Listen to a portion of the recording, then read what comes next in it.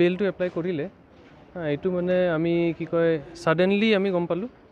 যে তেওঁ এৰেষ্ট হৈছে বুলি তেতিয়া আমি মানে আছিলোঁ সেইকাৰণে আমি মানে অৰেল ছাবমিশ্যন এটা দিলোঁ তাৰপিছত কোৰ্টে ভালকৈ চালে যোনটো মানে এৰেষ্ট হৈছে গ্ৰাউণ্ডছ অফ এৰেষ্ট সেইবিলাক চালে তাৰপিছত এতিয়া ফাইনেলি মানে এতিয়া 4টা মানত তেওঁক মানে বেলটো এলাউ কৰিছে আৰু এতিয়া চৰি নাই এটা কেছ সেইটো হ'ল কেছটো আজিৰ যোনটো কেছ হয় এইটো হাওৰাঘাট PH 20/25 এইটোত মানে তেওঁৰ মেইন দুটা ছেকশ্যন আছিল এটা হ'ল থ্ৰেটেনিং বুলি ছেকশ্যন এটা দিছে 351 BNS আৰু তাৰপিছত 113 BNS এইটো 113টো নতুন কিবা টেৰৰিষ্ট বুলি মানে ছেকশ্যন এটা দিছিল তো আমি সেইটো অৰেলি ছাবমিট কৰিছিলোঁ যে মানে এইবিলাক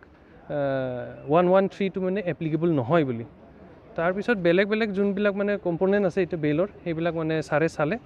তাৰপিছত বেইলটো এলাউ কৰিছে এতিয়া বেইল বণ্ডৰ কামটো চলি আছে কিন্তু